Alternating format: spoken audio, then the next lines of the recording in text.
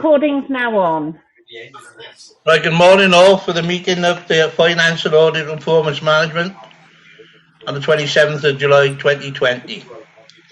If you look for agenda item 1, apologies for absence. Have we got anybody at all, Sally, this morning? No, we've got full house. Right. Excellent. Thank you very much. We move on to item 2 then, declarations of interest. If any members got any declarations, can they please state or speak to Sally and put it on the form? Yeah, Chair. So just for clarification, again, I did mention it previously. Someone was going to check whether I needed to continue making declarations as our company to supply some transport services to a subcontractor. No, we've noted that down as a declaration of interest. So it's only if we ever consider any items that are specifically related to that now. We've got that noted as an interest going forward. Okay, thank you very much. Thank you. The only thing I wanted to say is on page 58, where our licensing committee, because I sit on my borough one, we report on the PSP to the fire service. Do I need to declare an interest? No, because that's a committee you sit on by virtue of your local authority membership. I just wanted to mention it because it's actually... Yeah. Has anybody else got anything to declare, or everybody happy to move forward? Yes. Excellent then. Right, move on to item 3 then, chairperson's announcement. I haven't got anything as such. So, unless there's anything that needs to be said, Sal? No announcements. Right, we move on to item 4 then. To receive the minutes of the Finance, Audit and Performance Management Committee held on the 15th of June 2020.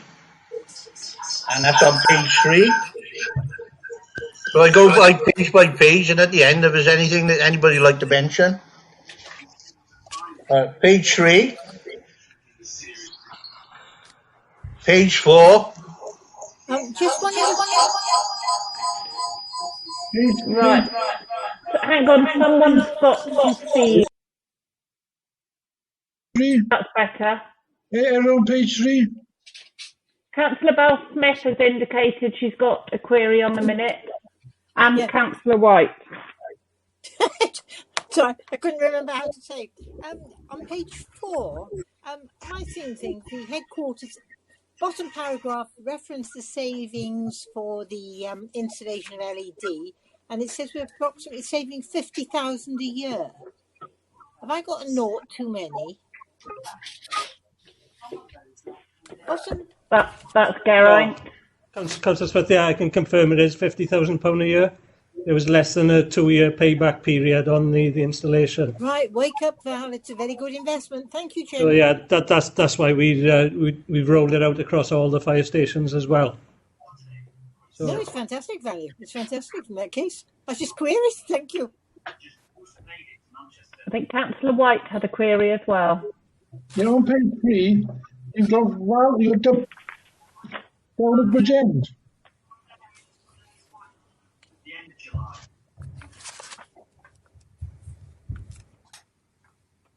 I couldn't quite hear what you said then. You've got Val Hodgins, you got W. Hodgins, and then you got Bridge End next to it. All right. What yeah, we'll get that changed. Page 3 at the minute. Yeah, all right. Yeah, that should be Blind Gwent. He's coming on your turf. Right then, if we move on to page 5, page 6,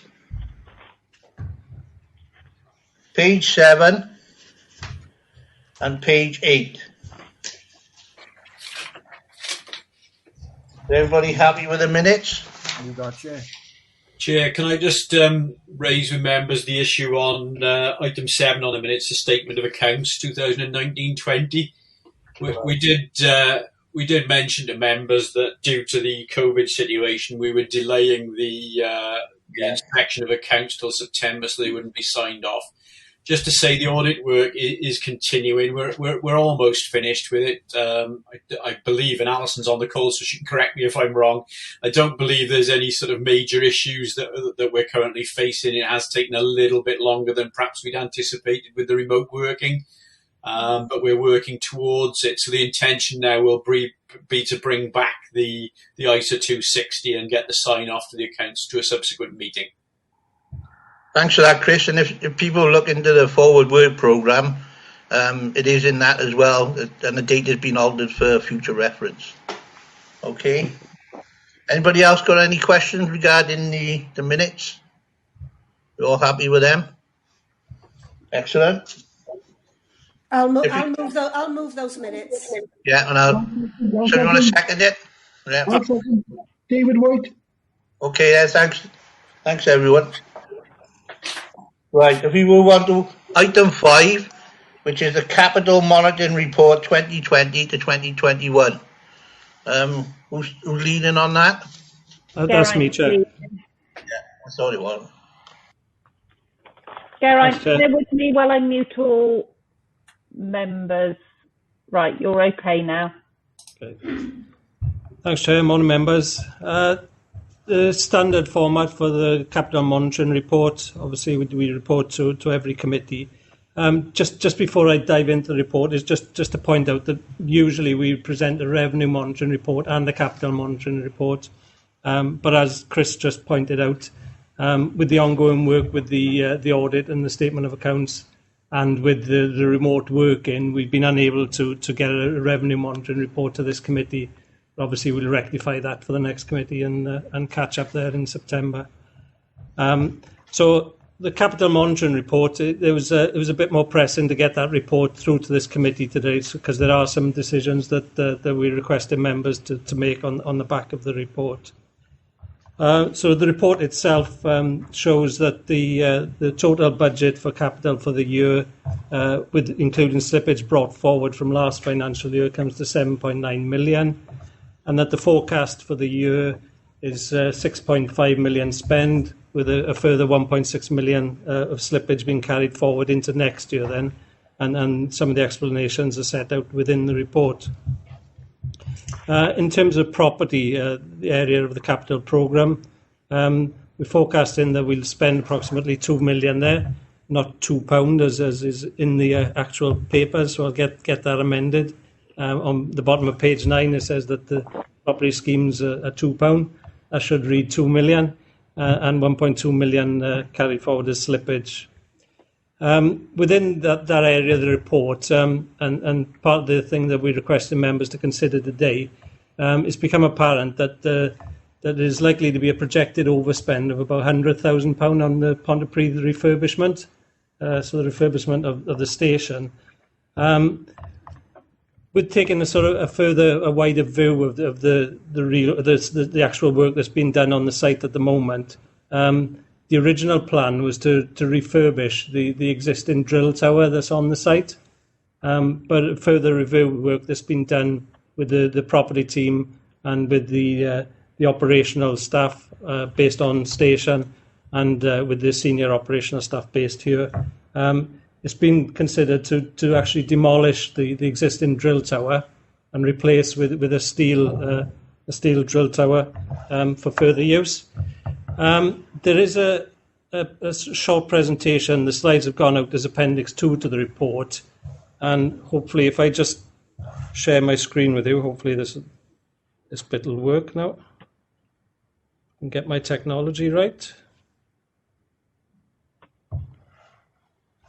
So we put together a very short slide which sets out the request for the additional funds for the work at Pontypridd Station. So the original, the first slide shows that where the original drill tower is located at the station, and members that will be familiar with the site, it's a fairly small footprint of a site. The access road in at the middle, and then you bear right towards the drill tower, which is highlighted in blue.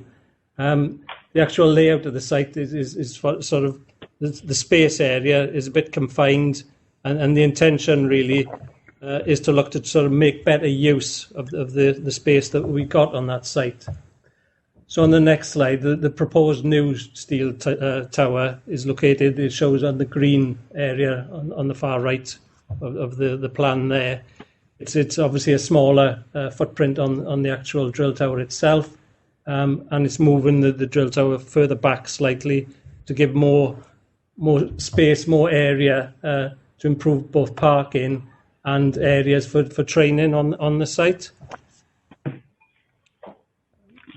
So that picture shows the current existing drill tower, and there's two bays which have been used for storage at the moment.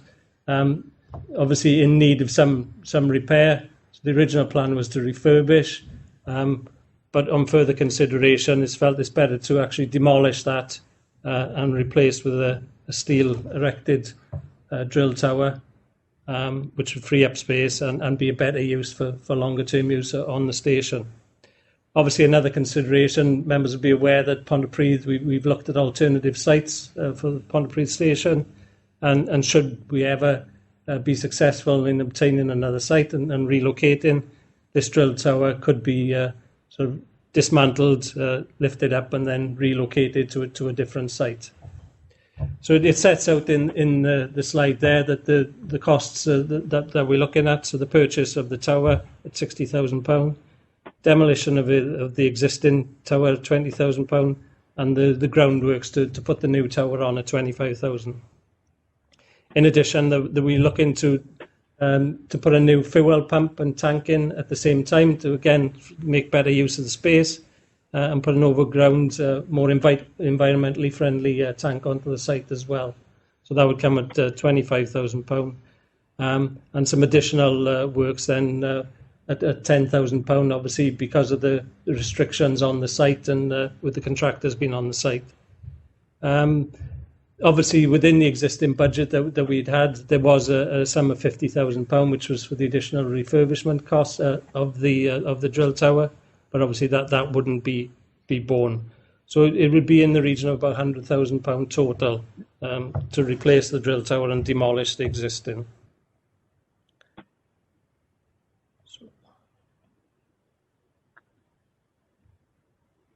So members are really asked to consider then, as I say, if that's a viable option to increase the budget in this area on Pontypridd site. There are a number of schemes as well which have slipped due to some of the COVID-related delays, and these are predominantly relocation works with WAST and NHS coming onto our site, so they've been delayed for the time being. And the plans that we were looking at for new in-station, there's work going on in the background with the property team, looking at the existing site and potential other sites, and a further report will be brought hopefully in September to this committee on that site. In terms of the vehicle replacement programme then, again, there's some delays here and slippage, and with the main part being the water ladders. Obviously, we've had new water ladders in recently, and they're doing an evaluation and assessment on those, looking at the spec that was designed for those water ladders before placing the order for the next lot. But because of the lead times, the build times on those, and some of the delays with COVID, it's unlikely that we'll get those water ladders in within this financial year. In terms of operational equipment then, again, there's some overspends in this area that we can ask members to approve. Firstly, for the helmets, there's a forecast £30,000 overspend for firefighting helmets, and this is related to the torches that will fit to the helmets, and these were originally left off the original spec, but further work with the operations team has looked at the potential need and use of these torches, so it'll be required asking members to approve the spend in this area. And multimedia on stations, obviously on the back of COVID, video conferencing, video meetings become far more in demand. And whilst there was a budget for multimedia equipment on stations, there was no camera and sound equipment with the original equipment that was identified. So again, it's looking at an approval for the additional costs to fund fund the equipment there on stations. Paragraph 3.1 sets out where the overspends are occurring within the budget. So a total overspend against the reported budget of 173,000, and a slight reduction from grant money coming in for a prime mover vehicle. Appendix 1 on page 13 sets out the full detail of the capital programme as the budget was approved against each area. And at the bottom there, it shows the actual funding streams that we look to fund the capital programme for the year. So I'll pause at that point to take any questions. Would anybody like to raise any questions, Val? I think Val does. Where do we actually acquire our water ladders from now? Our vehicle replacement, our water ladders, yeah. Where do they actually come from now? Whom are we purchasing from? Off the top of my head, Councillor Smith, I'm not sure who the actual suppliers are now, but I can certainly find that out for you and get back to you on that. Just curious, because it was one stage it was one bit of construction somewhere and then another firm doing something. I just wondered what the market was now, please. And the other sorry, Councillor, just on that one, I know this morning I've approved the procurement authorisations to go forward to purchase 3 new water ladders. So we'll obviously be putting that out to the market. So, of course, it could change again. Oh, right. Thanks. Thank you very much. And also, under the financial implications, it's only me. I know I can't do sums, but I couldn't get my sums to tally under 3.1. But that's a small issue, which, well, it'll be checked. I know that. So that's fine. Thank you very much. Any other members got any questions? I don't like to ask them, but... Councillor Colbrand has. Yeah, Malcolm? Yeah, thank you, Chair. Was there any additional funding from Welsh governments for IT on the basis, as a result of COVID? Can I pick that one up later in the agenda? There's an outline of the expenditure that we've incurred on COVID, so I'll cover that one off there. Okay, thank you. Yeah, anybody else that would like to come in? Councillor Smith wants to come back. Yeah, again, only that regarding the Pontypridd proposals, I think that's an excellent idea to have a removable tower in the event of you ever finding another site, Chairman. So, no, I'm very happy with the proposal. Yeah, picking up on Val's point with the ladders, because of the current situation with the Brexit and everything, you find that there's going to be a big increase in costs under the procurement for the water ladders? That's the first part. And the second part, we're on about COVID-19 for IT and everything else. Will we look to regroup any funds from Welsh Government? I know you're going to say on the next comment, but are we looking to regroup any additional costs from IT or anything else? Yeah, on the first point, Chair, about the costs and with COVID, obviously we fully dependent on the market and when we go out to tender. So the likelihood is probably costs will increase, but we are at the behest of the market really, and we won't know until we run the tender processes. In relation to the COVID costs, yes, the answer is yes. We are trying to recover cost as much as possible. But I'll go into more detail on that later in the agenda. Yeah, that's great. Yeah, that's great. Thanks for that, Darren. Any other questions for Darren? Judah? Back to the Pontypridd one. I assume that the demolition includes the garage complex as well, and that indicates on the map there. I assume that's correct. Yes. Yeah. Are we still? Am I right? Yes. Sorry? Yes. Right. And that gives us a lot more space, as indicated, right? The other point is, really, it's looking forward a lot. Any indications of the timescale of the completion? Because I think it's important for all the staff there to get it done as soon as possible. Yeah, obviously they're on to the second phase of the refurbishment at the site now. So the work is cracking on at a sort of good pace now. And it's just really taking the opportunity following this approval, if we get approval today, is to take the opportunity to continue and get that work done then as soon as possible while the contractors are on site, rather than to complete the refurbishment of the station itself, come off site, and then have them to go back on site for construction purposes. Oh, no problem. It's cost effective as far as we're concerned, right? Karen, if you can just explain to the members a two-phase, because you're talking about the ground floor and the first floor. Yes, they've completed. I understand the ground floor has been completed, and they're doing the first floor now. Yes, that's right, Chair. Right. So that's the two phases, just to make sure the members are aware how they're doing it. All right. Thanks for that, Jude. Very much appreciated. And just to reassure as well, Geraint's team keep the station regularly updated on progress and timelines. Right.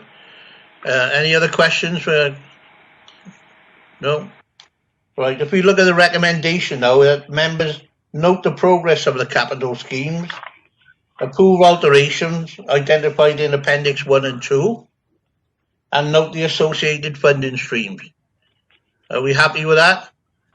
I'm going to have to do You're going to do a call. A record of the votes, yes, because not everyone's on camera. So if members can indicate whether they're in favour, against or abstain. Councillor Colbrand.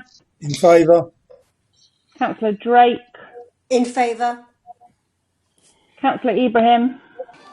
In favour, and apologies, my camera keeps dipping, so I just thought it's best to switch it off. Don't worry. In favour. Councillor Ellsbury. Actually, Councillor Ellsbury is not with us, so we're not full house.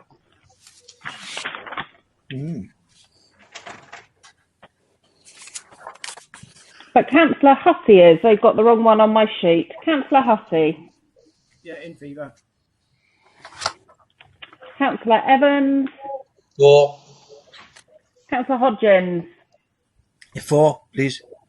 Councillor Smith. For. Councillor Spencer. Councillor Spencer. Just left the meetings, Sal, for some reason. Okay. And Councillor White. Agree. In favour. So that's carried. Councillor Spencer's for. Sorry? Oh, Councillor Spencer's back now. I'm having problems with camera and speaker, but yeah, I'm for. You're for, okay. Also, Sal, I'm in favour. I wasn't called. Councillor Jack Harris. Nice to see you not. Right, my sheets are all completely wrong. Okay, apologies. Right, if we move on to item 6 then, and let Sally catch up. Internal audit report. That's on page 21. That's Steen taking that, Chair. Morning members. Excuse me. Just the 3 reports today. Excuse me. Strategic control, communications, and the progress report. If I take you through each report in turn, if there are any questions, please let me know as we go through. Beginning with strategic control, I think the first thing to point out is that we're using an alternative reporting methodology and format this year. So you'll notice the executive summary looks slightly different. Essentially what we're trying to do is separate the reports into 2 sections, directed and delivered. And I'll explain a bit more of that as we go through the progress report. And also you'll notice there are 2 extra sections on the executive summary. Assurance over key strategic risk and objective. So that will highlight where the risk is in the strategic risk map, or provide a description of the risk where it's not specific. And also another section called good practice identified, which is control measures in place are perhaps over and above what we would normally expect to see. So for this one, strategic control, the scope of the review was to look at the role and operation of South Wales Fire Rescue Authority in a senior management group, standing orders, financial regulations. You'll see there's substantial assurance, so no issues identified. So the kind of areas we're looking at are the documents such as financial regulations, standing orders, code of conduct are all up to date and in place, and the measures within there are all enacted as described. So it's looking at the authorities committee structure, provision of financial information, and making sure that the regulatory reporting requirements are met. So no recommendations. Some of the key practice, good practice notified. Key documents clearly transparent and published on the authority's website, and attendance registers maintained for attendees at each committee meeting. No recommendations. Any questions? No, no one's indicating. Okay, thank you. So the next report is communications. Again, another substantial assurance report. So the scope for this time round was to look at the effectiveness of the internal and external communication, public relations strategies, management arrangements, processes and delivery, but also looking at how the corporate communications team work with departmental teams to publicise events and campaigns. So the key strategic findings, there's a comprehensive communication engagement strategy in place which supports the engagement and communications team to deliver their strategy and provide good service to the department and to stakeholders. And also looking at a sample of campaigns, there were a number of good examples of good practice which demonstrate good working arrangements between the team and departmental areas, both for campaigns and day-to-day messages and communications. Some good practice identified. So the South Wales Fire Rescue members of the All Wales Media and Communications Group was able to collaborate on national campaigns and compare good practice. And clearly, as the larger of the authorities, it takes a good lead in many of the campaigns and the practice, the good practice that goes on. So there's just one recommendation, which is an important recommendation, priority 2. So if you turn to the action plan on page 30 of your packs, as I say, looking at a sample of campaigns, we looked at Don't Fuel the Fire, Electrical Safety, and You'll Be Sorry. Finding was that whilst at the beginning of the campaign, the communications team will identify kind of a target number of interactions through social media and engagement. That's perhaps not reflected in the evaluation that goes on at the end. It's good practice that there's evaluation, but what we're suggesting is that both what you want to get from the campaign and what you actually get is measured, and then that helps to inform future campaigns, what worked and what didn't work, and the lessons learned. And that recommendation has been accepted and will be incorporated into future campaigns. Any questions? No, no one's indicating. Thank you. And then the next report, which is our progress report, which is the short title for Summary Internal Controls Assurance Report. Again, a slightly different format, and I'll take you through some of the changes as we go through. So, beginning on page 34 of your packs, which is paragraph 2, just there's a short graphic in there which we've added in at the present time, just to indicate that, just to give advice that there will be actions that have undertaken during lockdown which might change over time. So there's we've differentiated between 3 periods: lockdown, relaxing of lockdown, and post-lockdown. So during lockdown there might have been a need to change some of the fundamental core controls for expedience to get things done. It might be for example, some of the core reconciliations might not take place during this time. And then moving into relaxing of lockdown, there might be a need to retrospectively prove those changes and also catch up on some of the work that's not undertaken. And then post-lockdown, that's all about, I guess, lessons learned and managing risk going forward. If we move through the document to page 35, paragraph 4, that will give you an indication that we've completed communications and strategic control, which I've just spoken about. And at this stage, obviously, with just the one recommendation, there are no issues which might affect the overall audit opinion at the year end. We've made paragraph 6, we've made no priority 1 recommendations. And then moving on to paragraph 7, this is where I spoke about. So in changing our reporting format, we've split the report into 2 sections, directed and delivery. Under directed, we're looking at governance framework, risk mitigation, control compliance, and then under delivery, looking at performance monitoring, financial constraint, and resilience. And the idea is to provide a nuanced a more nuanced idea of where there might be issues, frequently occurring risks, to give an idea of where we might need to focus the plan going forward. And over time, we hope to provide a kind of medium-term direction of travel, so whether those numbers are going up or down over a period of time. Moving through the document, so progress against the plan, paragraph 8. The first sentence says progress against plan work has been disrupted only in the extent that all the work has been carried out remotely, and staff have been very helpful and should be credited for being able to support us and undertake the work we've undertaken to date. So the issues going forward. And just to let you know, we're in discussions at the moment in regard to the station visits.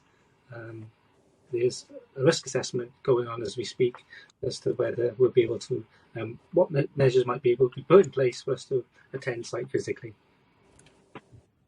So moving through the document, paragraph 10, no changes to date in terms of the audit plan, but we would anticipate at some point as lockdown eases, having a conversation with management just to confirm that the areas we've got in the internal audit plan for this year remain the best use of our time to support you and covering all your risks and major risks going forward as COVID develops. And there's a separate section, Annex A, which gives you more information on that, which I'll talk about. But not identified any frauds. And the paragraph 12, again, just a slight change in the way we're going to report the progress report going forward. We've identified there the client briefing notes we've issued to date. So there's cybersecurity, guidance for audit committees, and something around ghost brokering, which is insurance fraud in effect. But going forward, we hope to provide the client briefing notes to the service and then get feedback from them into how they might be actioning those risks and include those within the report for information purposes. So moving through page 38, as I say, Appendix A, just identifying control risks and issues of concern that the service might have going forward, and how we as an internal audit service might be able to support you with the reviews we undertake going forward, and that will feature as part of our conversation in discussing the plan when that's possible. And then if I just draw your attention to Appendix C, which is page 41 on your packs, progress against the annual plan. As you can see in the green, apologies the typo there. The two green ones are the ones I spoke about. Strategic control communications, both been issued as final. ICT data assurance and procurement, the draft report is pending. Human resources management training was undertaken and completed last week. And then there's the station visits, as I spoke about, we're in discussions about risk assessments and potentially going to site physically to undertake those audits. But any questions?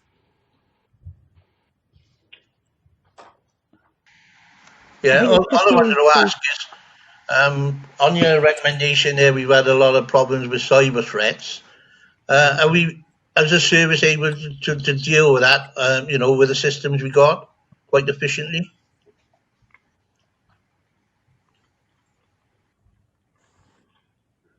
Wait, what's an answer? I don't think it's not us as an organisation with the cyber threats. It's more the audit sort of giving out guidance on potential threats of cybersecurity. We do rigorously test this every year. The ICT team do, and we have audited it on a regular basis as well for cyber security. Yeah. The only reason I've asked, because in the appendix it's on the most severest, and I wanted to make sure that our systems could cope. That was all. Yeah, and I think just for members' reassurance as well, we actually pay for someone to try and hack our systems every year to see if they can try and get in, and so far we've been successful in keeping the right level of protection in place. But obviously I think it's more the gravity of the implications if it were to happen that puts it at such a risk. Okay, thanks for the answer anyway. Councillor Hodgins is indicating. Anyone else? Okay. I just noticed in there that it said about suppliers and contractors. been unable to deliver some of the contracted services. So have sort of discussions taken place now to bring you up to date, or us up to date rather, to see where suppliers and contractors are with their recovery programs to bring their services sort of back into line with the sort of procurement processes? Yeah. Aaron, do you want to pick that one up for me? Yeah, I got. As I say, our procurement team have pretty much worked right the way through COVID. The one department that really sort of had to come to the fore from very early on, especially with the PPE supplies. So they've worked pretty much right the way through. So they've been in constant contact with all of our suppliers to ensure that supply chains are there for all the essential goods, but also with the ongoing sort of as part of the contract plan that we got, and just the ongoing commitments that we got for the year. So yeah, we haven't had any sort of reported significant problems with our suppliers to date. Okay, thank you very much for your answer. Thank you. Any other members got any other questions for the audit? No one's indicating, no. So, if everybody's happy, the recommendation are the members are asked to note the internal audit recommendations and work completed to date on the internal audit annual plan. The members happy with that? We'll have a thing with Sally. Okay, Councillor Colbrand. Councillor Colbrand, in favour. Councillor Drake. In favour. Councillor Ibrahim. In favour. Councillor Evans. In favour. Councillor Harries. In favour. Councillor Hodgins. In favour. Councillor Hussey. In favour. Councillor Smith. Support. Councillor Spencer. Councillor Spencer. He's up on the screen anyway. She is. Yes, in favour. Thumbs up, yep. And Councillor White. In favour. That's unanimous. Thanks everyone for that.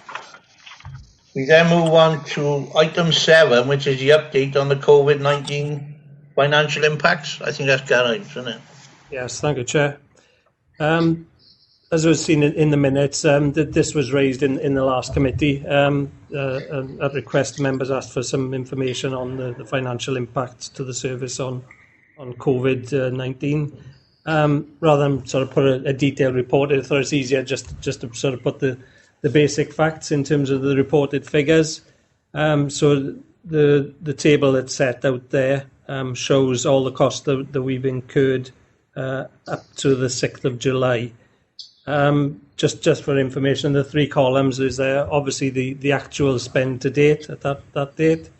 Committed shows all the orders that we've got, that are being placed, but the goods haven't actually been received at that point.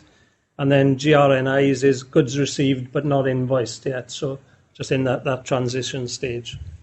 So the total cost for COVID to the service up until that point was £368,640, and with the detailed subjective breakdown given there. Just to give a bit more detail to members on where some of the costs have been incurred. So the salaries and overtime, etc., mileage claims, they were all for personnel attending training sessions in the event that we were looking to support the Welsh Ambulance Service. So there was training sessions run over a number of days where personnel were volunteering to actually assist with WAST with the expected level of calls that they were going to get. So that is purely for the training costs. I think with the actual activities, it was fortunate that we weren't actually called upon to support them at the time. But obviously those staff have had that training and are still there as volunteers should the need occur. Just for members' information, we did actually deploy 5 members of staff over the weekend to assist WAST. Right. in terms of the other areas of sort of significant spend, with obviously you see cleaning materials, quite a large cost there of £72,000, and that was for disinfectant, wipes, sanitizer, the various things that we've issued across all of our sites. So quite a large spend over and above what we'd normally spend anyway for that area. We've obviously done enhanced cleaning on sites as well. Big area being then is consumables and PPE, so personal protective equipment. So the additional gloves, neutral gloves, masks, face coverings, filters, plastic aprons, all additional to what we'd normally purchase in a normal year. And also further down then, obviously the other two big areas is ICT equipment and ICT agreements. So that's the additional hardware, laptops, screens, all the additional bits of kit that we've had to buy there. And the agreements is the subsequent licenses that are needed to go with some of the additional kit and equipment that was bought. So at that point, we were reporting 368,000 spent to the 6th of July. We've been making returns to the Welsh Local Government Association and to the Welsh Government Fire Branch on a monthly basis, with a view to obviously recovering the costs where we can. We had confirmation last week as they were looking at considering the returns that we'd made, but what they're looking at, I think, not just from us but from other authorities, is to only submit for 50% of the ICT costs. So it's likely that we wouldn't get the full recovery of ICT. And they've also asked us to consider offsetting savings that we've made so far during the year from lower activity levels. So obviously our operational activities are running pretty much as they have been in previous years. There hasn't been a sort of knock-on effect on stations in terms of not having staff available. So operational activities been as expected. But there has been savings identified in things like less business travel, less accommodation, subsistence, and those type of costs which we have incurred in previous years. So we've identified approximately £45,000 of the savings there, which we will report to Welsh Government on the next return that we make to them then. So happy to take any questions at that point. David, do you want to say something? Well, we said there was five people were deployed over the weekend. Sally, you into what roles did they do on the weekend then? Into what roles? It was assisting with driving. Is there any reason why to my understanding, the COVID sort of thing is being reduced at the moment, the levels coming down. So why were they used this weekend and not previous weekends when there's more COVID and more heightened concern? Any reason why this weekend? I'm not entirely sure. I'll have to cross-check back through my emails because I can't remember. The one thing, many Sal, times backwards and forwards. I think the Test Trace Protect has impacted. Sal, obviously, in the early stages of COVID and in the first couple of months, the Welsh Ambulance Service were having the assistance of the military. That assistance has been withdrawn now, so they will probably be looking to us more for assistance going forward. Well, that's understandable. If the military withdrawn now, they can lean on more on us now. No tracking in place. I suppose a lot of people out isolated for 14 days. Yeah, and I think obviously we're running into annual leave time of year as well. But we do recoup the costs when we do deploy individuals for West. And there's no impact on our service, is there? No, they have to do it in their own time. All right, okay, clear. Thank you. Any other questions from any other members? Val? Councillor Smith and Councillor Davies. Yes, not a question, just a comment following something I said at another meeting. ICT and providing us, for example, to facilitate me attending this meeting using the iPad, which is great, and saying quite strongly at another meeting, well, I need a hard copy as well to follow this meeting because I can't. But I accept that we do have a very, very polished hard copy that I'm finding very useful but I do accept that we need to look at this expenditure as we look at our accounts. I'm not quite sure how you do it, Sally, or anybody, but we do need to have I need to have the information properly before me for it to register, but I accept there's a need to look at how we're delivering the hard copy and whatever. So I'm worried about that comment, actually, because it sounded very extravagant to me afterwards. So, yeah, very much appreciate. Also, it is interesting that I find these meetings are equally as productive to me as they were when we were in a room together. And I really wondered if that was possible with me. So just a comment. Thank you, Chairman. And certainly, I know we've got more members now requiring a hard copy, because obviously it's much more difficult if you're trying to split your screen to look at two things at once, because the print can get very small then.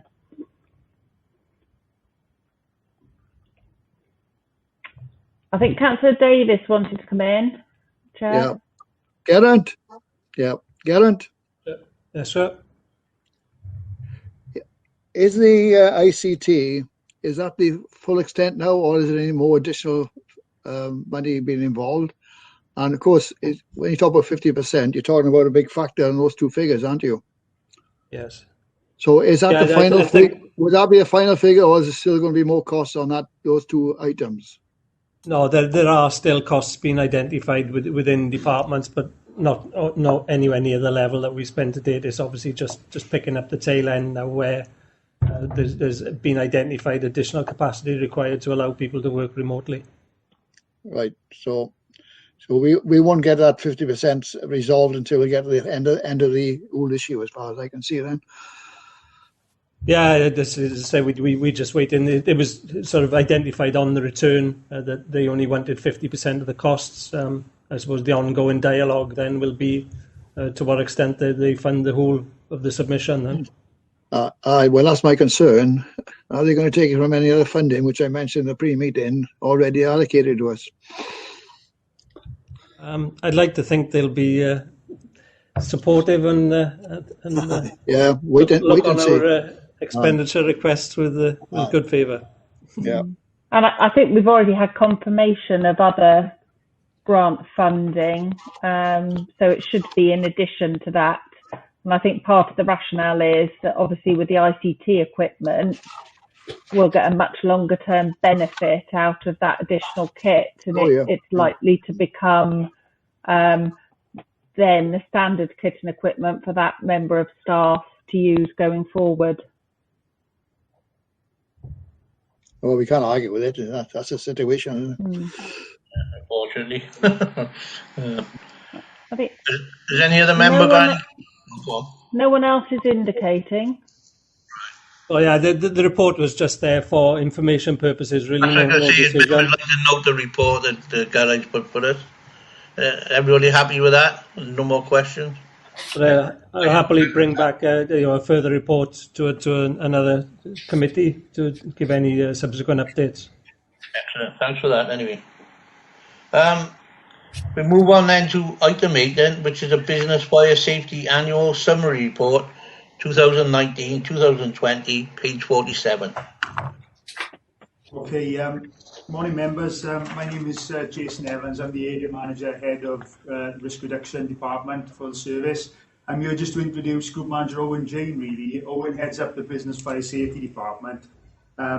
He leads a team of highly qualified, highly competent staff who are able to engage at a very high level in protection activities and provide support for businesses, for healthcare premises, for schools right across the South Wales area, but also enable us to enforce any legislated fire safety activities we need to. So Owen's department really provide a key role and function in risk and reducing risk across the South Wales area.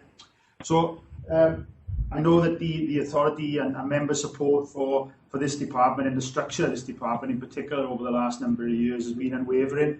And what it's provided us with as a service is the opportunity to be able to react positively and quickly to any recommendations that have come from significant unfortunate incidents, shall we say, Grenfell Tower in particular, and how we've acted and reacted to that type of incident, and how the department has flexed probably through the COVID period as well to provide support to some of the significant field hospital constructions around the South Wales area. The report is for information only and reassurance really for members, but just to back up their unwavering support. It's the report on the department's activities from April 19 to April 20. I notice Councillor David White is indicating there. David, did you want to come in?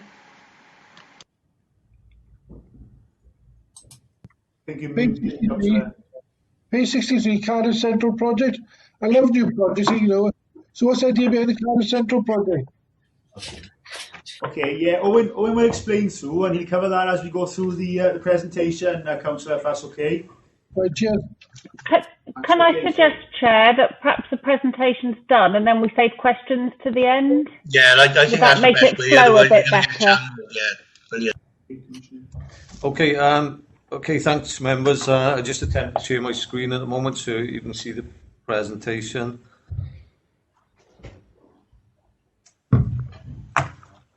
There you are. Can you all see the presentation up on your screens? Okay. Okay, so as Jason said, Head of Business Fire Safety, and the aim of today is to raise the awareness of the role of business fire safety, how we contribute to service delivery and the risk reduction department as a whole. At the end of the session, hopefully we'll be able to understand how and why fire safety regulations have changed over the years, understand the structure of business fire safety at the moment, and understand how business fire safety links to the strategic plan for 2020 to 2030 and also the Wellbeing Future Generations Act. Okay, so improvements to fire safety legislation in the UK as a result of major fires that occurred over the last 130 years. The reason I'm going over a bit of history is so you've got a full picture of where we are and how we've got to today. So in 1978, Woolworths, Manchester, 10 people died in the Woolworths store, and the furniture and furnishing regulations came out in 1988. In 79, the start of this discotheque, 48 died, and then you had the Local Government and Miscellaneous Provisions Act. Bradford City Stadium, 56 people died. We had the Sports Act. 87, King's Cross Underground Railway, the amendment to the Fire Precautions Act. And then right up to date, Grenfell Tower, 72 people lost their lives. And point is, legislation will change again. Currently, the new fire safety bill is going through Parliament, and it had its second reading probably 2 weeks ago now. So we're waiting for the outcome of that. All those individual bits of legislation were pulled together in 2005, and they introduced the Regulatory Reform Order. What this does, it applies to virtually all premises other than single domestic dwellings. And it puts the onus on a responsible person, really, to ensure that general fire precautions are suitable for that type of building. And it protects any relevant persons on that building lawfully. Firefighters are not classed as relevant persons, and when we attend fires and inspections, we come under the Health and Safety Act, really, so it doesn't really apply to us. The risks of poor fire safety, just a short, like I said, a bit of history. Atherstone on Stour in 2007, we lost 4 firefighters in a factory fire. Shirley Towers in Southampton in 2010, we lost 2 firefighters in a flat fire. 5 years before that, we lost 2 in Harrow Court.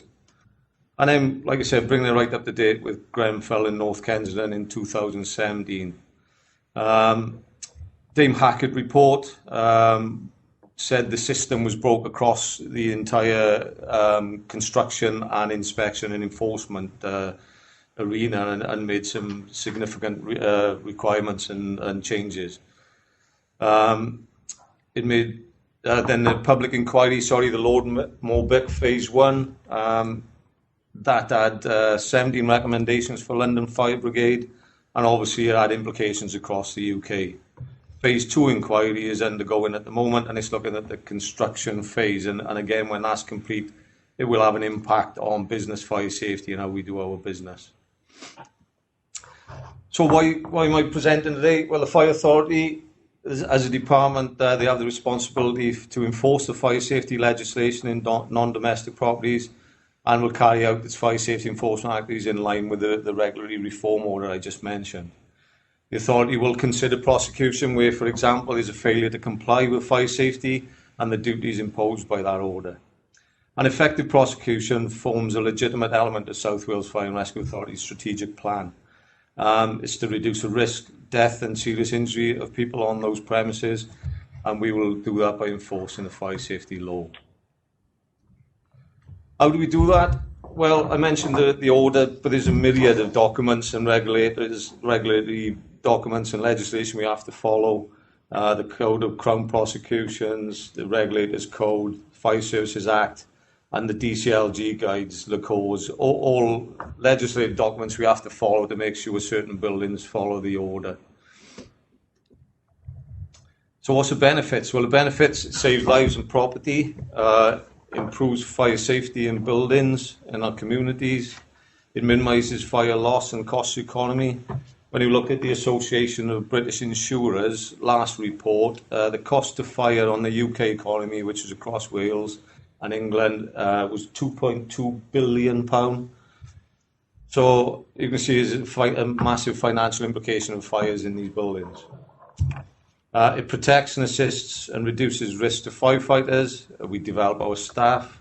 We're looking at exploring apprenticeships through the business fire safety officers. We look at the environmental protection. We're exploring the use of electrical vehicles. We're embracing technology and working towards a paperless system. And public relations, the professional image of the fire service if we get it wrong. So we've got to be accountable. And we work with our partners in the health sector, local authority, building control, and so on. And all those link into the 7 goals for the Wellbeing Future Generations Act. So my role as head of business fire safety, I took over probably just over a year ago. Yes, the managing of the department and performance is setting objectives in line with the strategic plan, resource and budget management, direct line management over the compliance team, and that's responsible for carrying out the evidential and public interest tests prior to any prosecution, and then putting it in front of the deputy as the monitoring officer.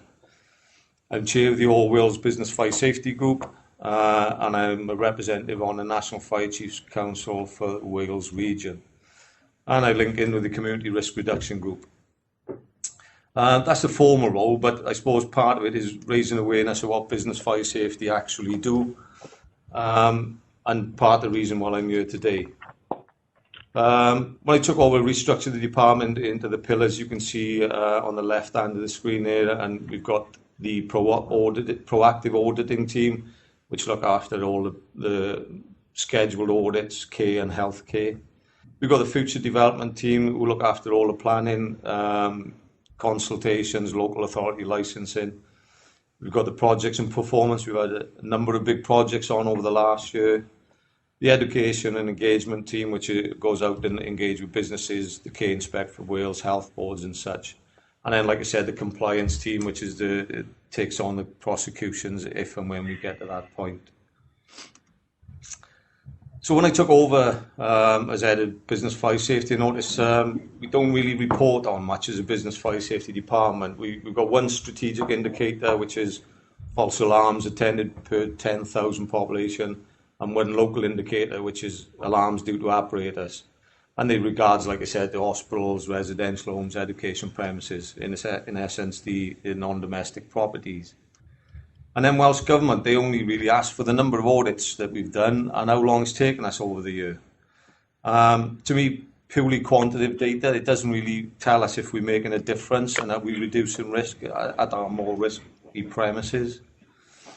So I looked at developing a suite of performance indicators with our stats team, and I wanted to know, were we targeting the right premises? Were we reducing risk? what audits and what failings were we finding under the audit, so that would inform the education part. So when we talk into businesses and landlords and the like, we could give them some real meaningful information.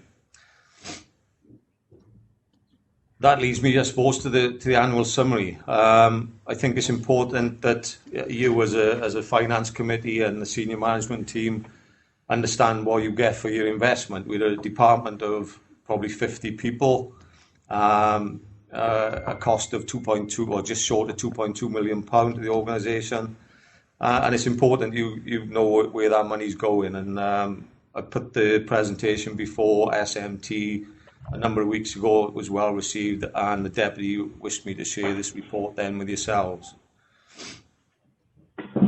So, some key results. In 2019-20, there were 862 fire safety audits carried out, of which only 142 were deemed satisfactory. The most common type of premises we audited, where we feel our biggest risk is at the sleeping risk, and they are, the B&Bs, the houses of multiple occupation, flats, purpose-built or converted flats.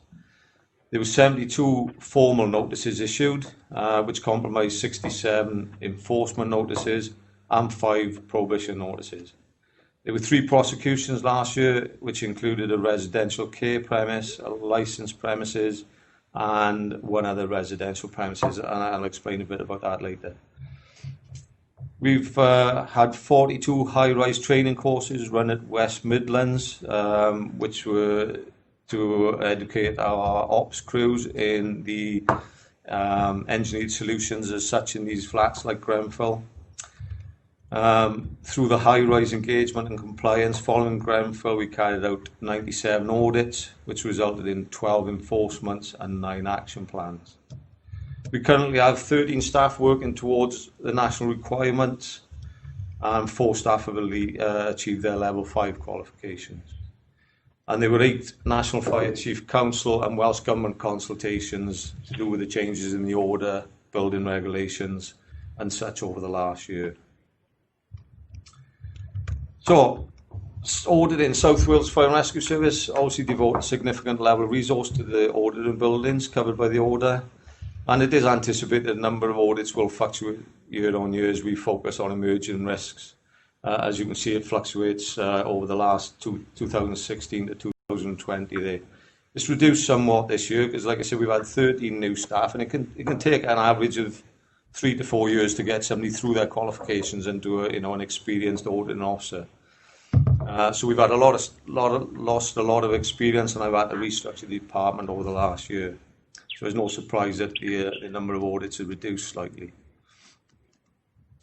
We have a reactive arm which carry out the post-fire evaluations and investigate any alleged fire risks. So post-fires, obviously we go to fires after they've occurred and look at the risks that were posed and feedback that into our ops team. An alleged fire risk can be phone calls coming from a member of the public that's visited a B&B, a pub, a club, a restaurant, and found issues that they feel put the public at risk. And then we'll have to go out and carry out the alleged fire risks. Last year, that team carried out 174 post-fire evaluations and 342 alleged fire risks, which led to 22 formal actions. So, when the fire safety audit is complete, the results are categorised as either satisfactory, where no further actions are taken, or unsatisfactory, where the responsible person is non-compliant, and that can result in either an informal notification or formal notice. In 1920, there was 720 fire safety audits that were deemed unsatisfactory, which equates to 84% of all the audits carried out. Now, that demonstrates to me that our risk-based inspection programme is right, that we are making a difference, and out of those 720 buildings that we visited are now safer for the public. We want to make them safe for those who visit and sleep and work within South Wales. So, to me, that demonstrates we are having an impact. So what sanctions have we got under the order? We've got prohibition notice, which is served when the risk is so significant it's It could be serious injury or even death. And we have an immediate prohibition notice we can issue on that at that time. The enforcement notice, we can put an enforcement notice on a responsible person if they've failed to comply with the order, and we can provide them with a schedule of works of what they need to make that building safe. And then there's the alterations notice, which we don't tend to use many of because it relies on a responsible person notifying us before they make any changes, and they tend not to do that. And when it all goes wrong, and at the last resort, like I said, it comes to my compliance team then who take it to prosecution. If we just look at a number of cases here, a residential care home, the company pleaded guilty to 3 offences under the order. The company was ordered to pay £24,000 in fines, plus the full costs of £9,930, a total of £33,000 to be paid within 56 days. In summing up, Judge Harm said there was a clear risk because of penny pinching that the company had been put in profit before safety. When you look at one of the 3 offences at the residential care home is that the company director refused to pay for training of his staff at a cost of, it was going to be around about £2,000, and he didn't want to pay for 2 days training. And when you think, we're looking at the most at risk in society here, with the elderly people paying a lot of money to live in these premises, they need to be safe. Residential flats managing agent for a number of Cardiff properties pleaded guilty to 9 offences under the order. He was sentenced to 10 months imprisonment, suspended for 18 months and ordered to undertake 200 hours of unpaid work. He was also ordered to pay over £60,000 in fine and costs. And in summing up again, the judge said that the agent was more than happy to place cost cutting before the safety of occupants. Takeaway owner, we'd visited this takeaway in my stay and we prohibited the flat above the kitchen. There was limited compartmentation which would have resulted if there'd been a fire in the kitchen, the individual living in the flat wouldn't have been able to get out. So we prohibited the upstairs, the flat above, but when we revisited a number of months later, the owner had re-rented the flat, so she was in clear breach of a prohibition notice. So this owner was sentenced to 6 months imprisonment, suspended for 12 months and fined £10,000 in order to pay full costs. Now, when we get to this point, we don't take this decision lightly. Like I said, there's a number of tests under the Code of Crown Prosecutions I have to abide by, and that's the evidential and public interest test. And we try and work with companies right up to the point where we can't take the risk any further. So we take action, we take them to court and we end up with this result, but then we also make sure we use the media then. So it's put into the media, we liaise with the care inspector for Wales and the care of the residential home to publicise the fact that if you are a responsible person, you have responsibilities under the order and you should take them seriously. And then we also signpost them to our website so they can get the information they require should they need it.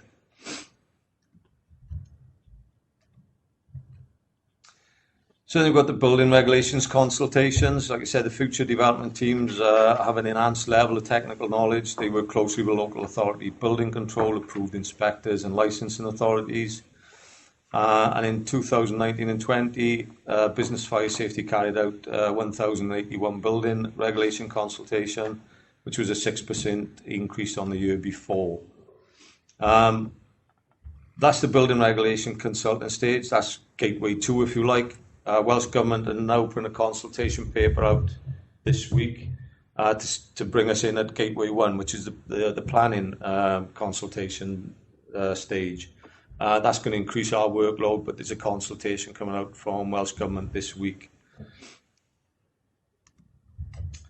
And what other work do we get involved in? Well, Ministry of Defence buildings don't come under the order, but we were approached by the Defence Fire Safety Regulator over a year ago to conduct a peer assessment, and we went and audited their premises and their process to make sure they were discharging its legal functions correctly. And our report took some months to pull together, but it was well received, and they've made some changes from our recommendations.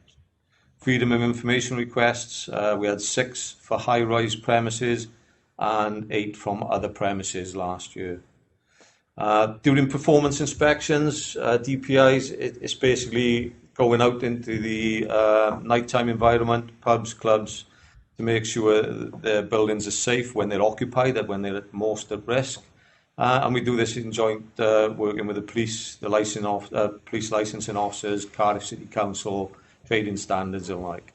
And we carried out one of these DPIs in December of 2019, where 22 out of the 24 premises were found to have fire safety issues, and 5 of which would have been a prohibition notice if they hadn't taken immediate action.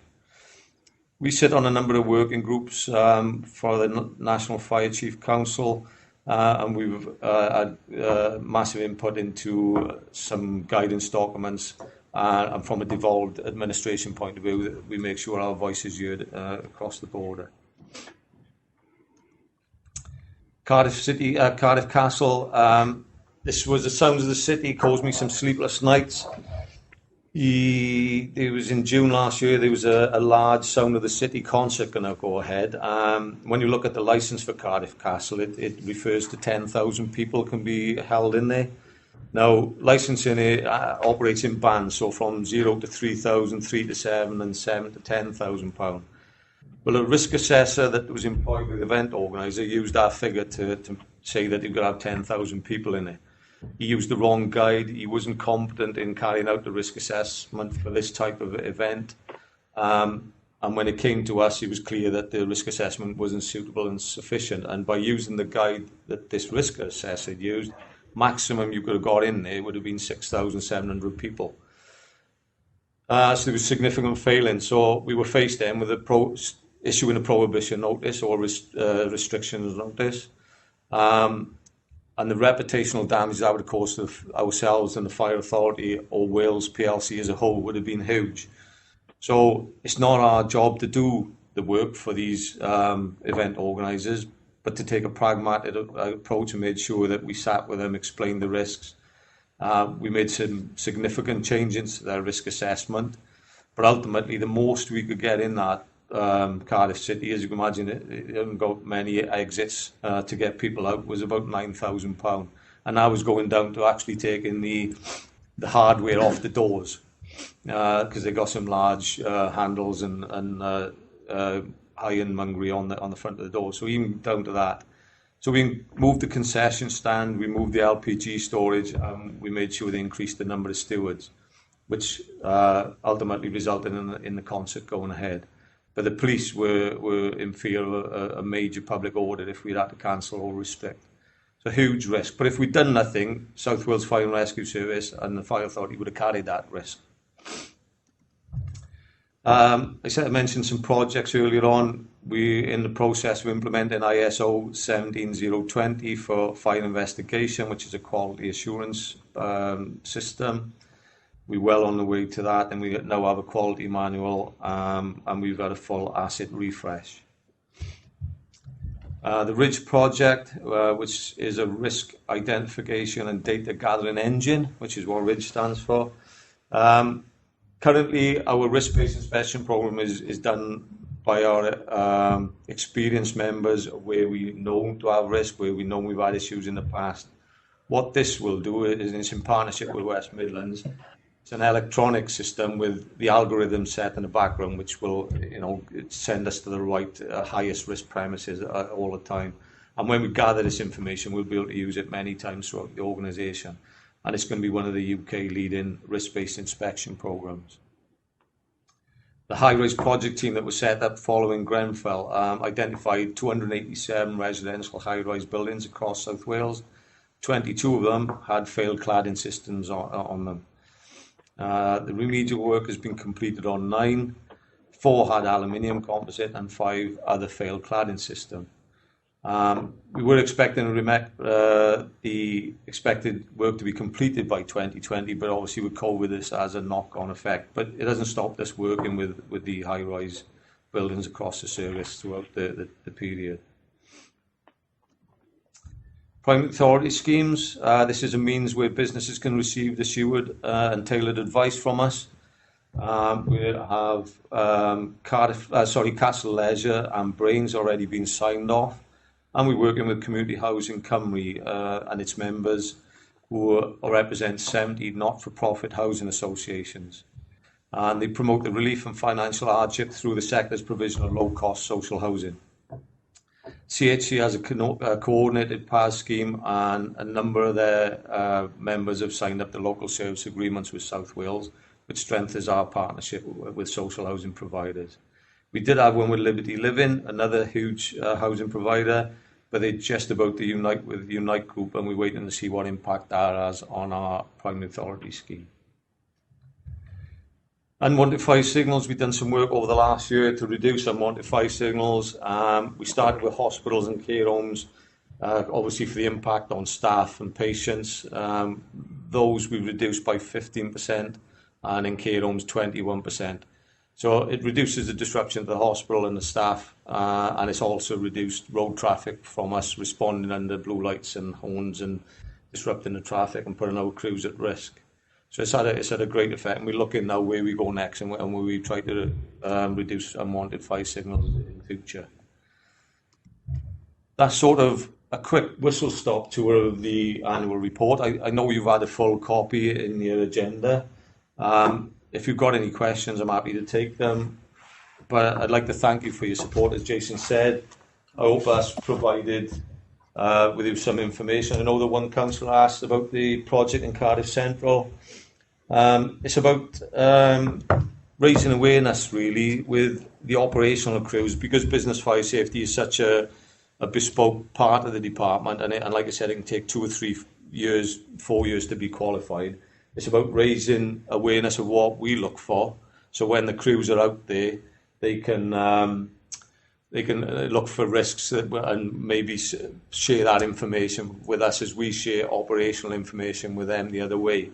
It also came out of one of the recommendations from Grenfell, like I said, where sharing of information within the London Fire Brigade wasn't the best, and Control didn't really understand some of the information that was held by their operational crews.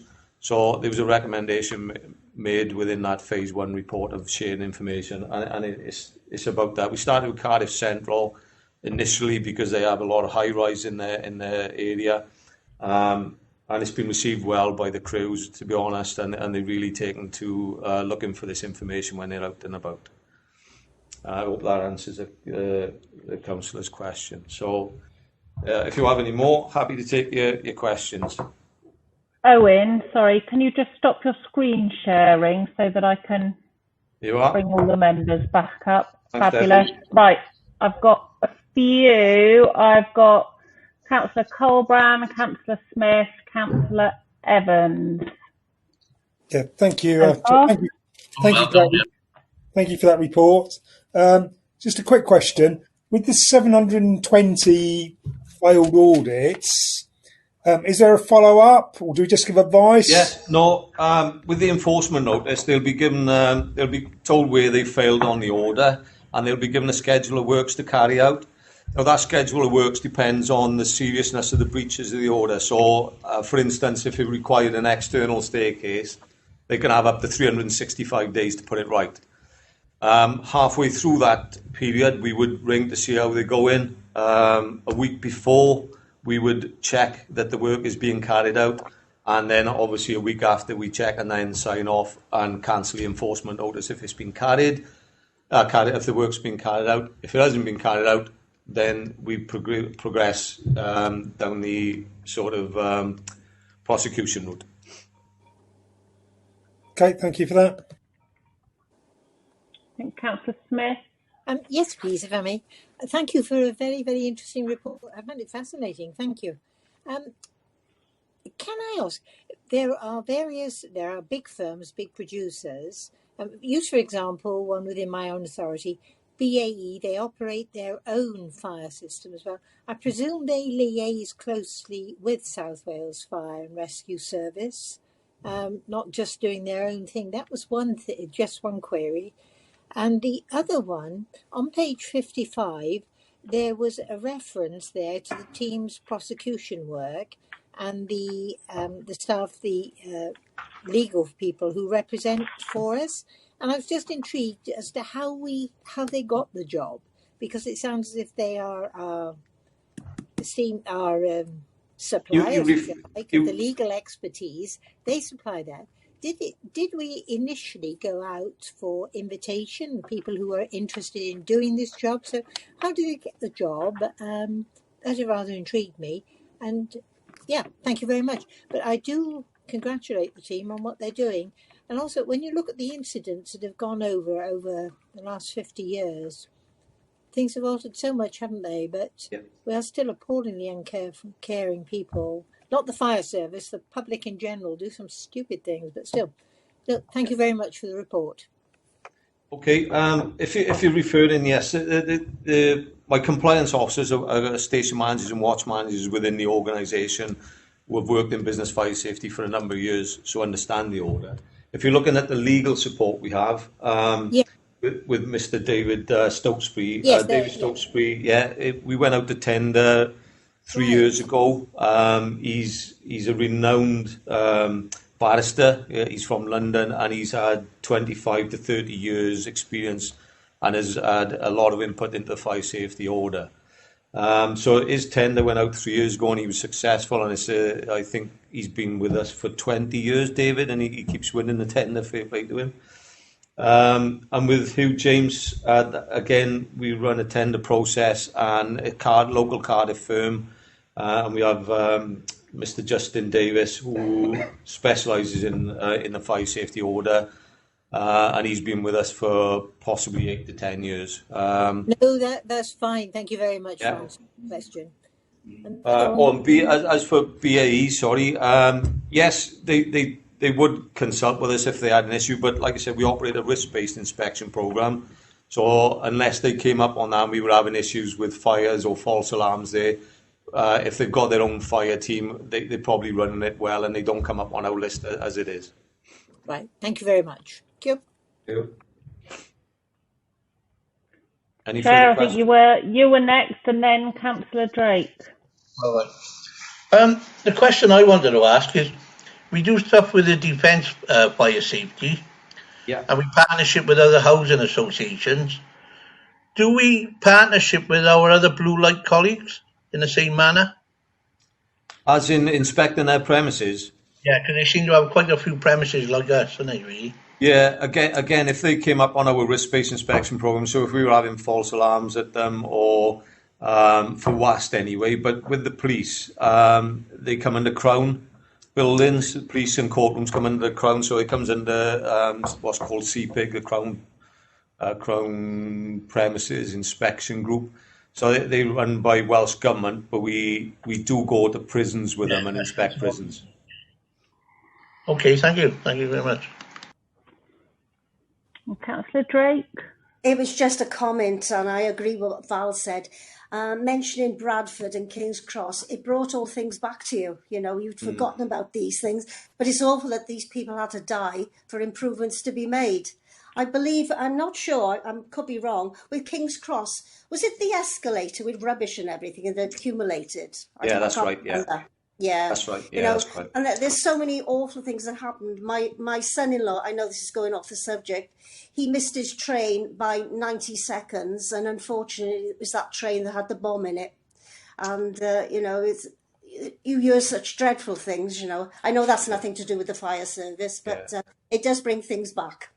It does, and it's been a long road to get to the fire safety order. And like I said, Grenfell is going to have its impact now, and there will be recommendations. The consultations we've taken place over the last year are all to improve that order. So hopefully, again, we'll have the changes. Will that impact on business fire safety going forward? But yeah, hopefully, it'll make the building safer again.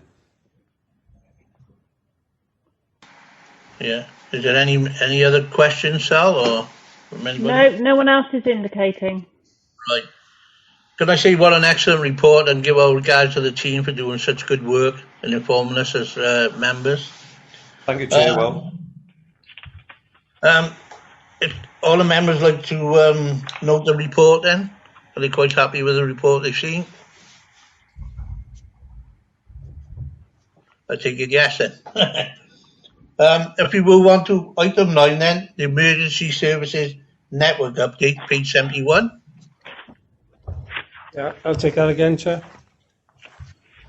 Thanks, members. This report, it was an update requested at the last FAPM committee on just where the progress was with the ESN project, or the Emergency Services Network project.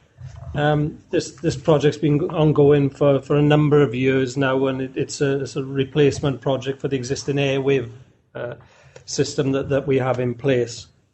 The aim of the project is to have a sort of an improved voice and data service for emergency services across Britain, so throughout the country, sort of replacing the sort of limited the voice system that we currently got with airwave. As a service, we sort of form part of the Welsh Joint Emergency Services group. So everything is, that's done in Wales, we fit in as part of that group across all of the emergency services.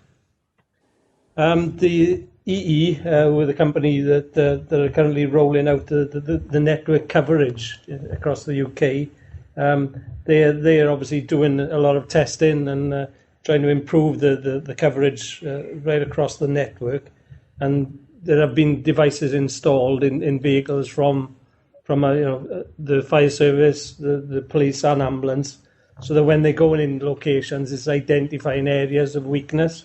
So they're capturing that data to again try and make sure that the coverage is improved, and that'll be worked as part of their program to expand the network coverage in the coming years. They've looked at the control room, the way that we operate the control rooms. So the sort of the true joint working that we have going on there with Mid and West and with South Wales Police, and they've confirmed that the future project will be compatible with that type of working, so it fits in with the requirements there. Devices has been a sort of a barrier going forward as part of this project, and there weren't sort of suitable devices available on the market for the requirements that were needed for this project. However, handheld devices have been developed now by Samsung. They're ruggedized type devices, and they're currently being trialled by the Immigration Service. And similarly with vehicles, they're looking at new devices that are currently on trial with vehicles. Anything that will be out there will be part of Home Office framework, so we'll be buying off a national framework along with all the other emergency services across the country. There will be significant training requirements, and that was the same when we introduced Airwave a number of years ago. But obviously to change the system, change the hardware, change everything will require a lot of training. But then I suppose the biggest impact really is the timescales for all this, because this originally was due to go live in 2018, and because of various delays with hardware coverage and just the project and contractual arrangements, it's unlikely that the evaluation and the testing of the system will be done sort of end of 2021, early 22, and the middle of 2022 will the project go live. But again, that'll be looking back at the original project plan. That was to be done on a phased basis across the country. So we don't know exactly when we'll be expecting that to be phased in the South Wales area. So we haven't got a confirmed date of implementation for us as a service. The report itself doesn't give details of the financial implications, because they aren't available yet. And just one thing for members' information really is that we currently pay for the airwave system in excess of £800,000 a year, but we get grant funding from Welsh Government for £600,000. But there is no guarantees going forward that they will give any grant funding for this scheme. They're saying that the overall project will be cheaper to the public purse, but there's no guarantees. In fact, it's probably unlikely that we will get grant funding from Welsh Government for our costs involved in this project. So happy to take any questions as long as they're not technical, because I'm presenting this on behalf of the head of ICT. Chair, I think you were first, and then Councillor Val Smith. Right. Steve Evans, Chair, sorry. Right. The question is, I know you're given a time scale, but now the COVID-19 has been in, do you think that would be put back even further? And the second part of that is, now with all this issues with 5G, do you think that's going to put a gremlins within making the system go forward? Timescales wise, I wouldn't say we'll push it back further, because this is a very recent update that we've had from the VSN project group. So they look in. Obviously, we're still 2 years away yet. So the impacts would probably been built into those timescales. The effects of the 5G system. Sorry, Chair, as I say, that's a technical one which I'd have to get the CT to respond for. Yeah. That's okay, Thanks for that, anyway. Well, thank you, Chairman, because it was myself that asked this question because I was intrigued. The system as well, the project has dragged on for a long time, hasn't it? Very unsatisfactory, but I was intrigued as to what the impact would be from the Huawei issues. And it would seem that apparently it doesn't impact on this 4G. Huawei technology can remain in the existing mobile phone networks, and the view is that the risk is being successfully managed. And apparently the implications for the 4G is that they're non-core elements, such as masts and antennae, that can remain, but everything else will be looked at. So it doesn't seem to be impacting on the scheme. That can go forward without any problem. So hopefully we'll arrive at a conclusion sometime. But I wondered if the whole scheme, Chairman, would be brought to a stop by the saying you cannot use this product, you cannot do that, but seemingly it can go on. And it's masts and antennae, and we can manage the risk, evidently. Right. Thank you, Chairman. I think Councillor Tudor Davis wants to come in. Sally, I shudder a bit when, as I mentioned, you're a capita. What's their involvement? Because we didn't have very good in setting up this control rooms. As you know, what's their input into this? This was all done via central government tenders, so they obviously award to the parties. Yeah. But their exact involvement, I couldn't tell you. Because they didn't do us much good, did they? We had a lot of problems with them. Yeah. I think we had a few teething issues, yes. Yeah, I think it's only they've been asked to ensure the compatibility of the control room systems with this project. I think that's as far as it goes, Councillor Davis. Oh. Because we had about a few claims, didn't we? Penalties against them, if I recall. I think that was more because of various delays in things. Oh, yes, but the very name rather than the technical. Yeah, but seeing Capita in something, it makes me shudder. Anyway, they're there and that's it. Thanks for that, Tudor. That makes us a whip all the way. Any other questions from any other member? No one's indicating. So if we look at the recommendation is that the Finance Audit and Performance Management Committee note and agree the report content. You want to go through the list, Sal? Happy to, yes. So Councillor Colbrand? Yeah, in favour.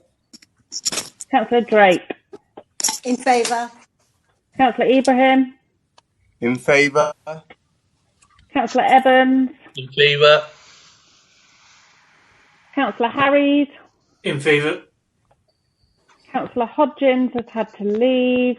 Councillor Hussey? In favour. Councillor Smith? Support.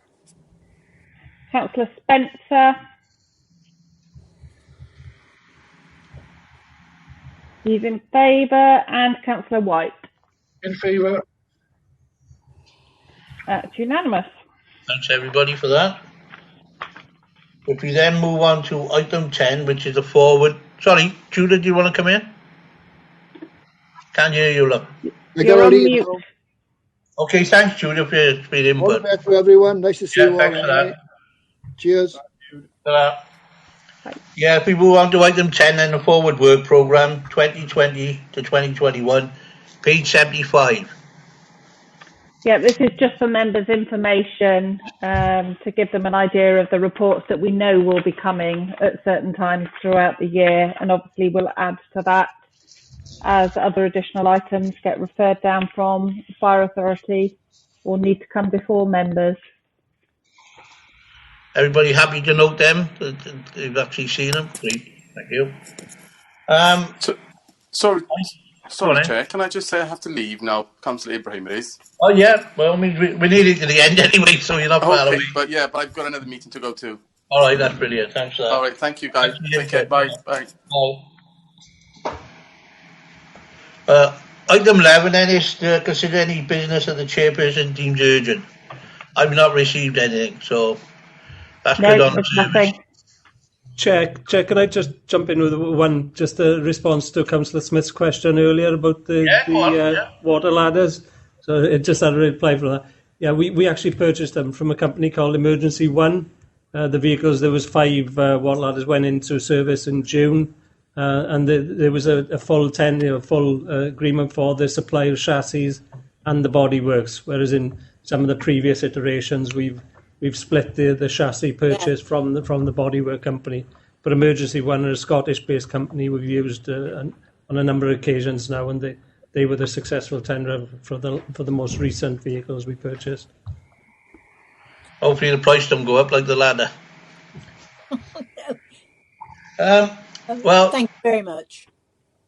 Thanks everybody for their input this morning, and that's the end of the meeting. Thank you, Chairman. Thanks very much. See you soon. And to the staff, thank you.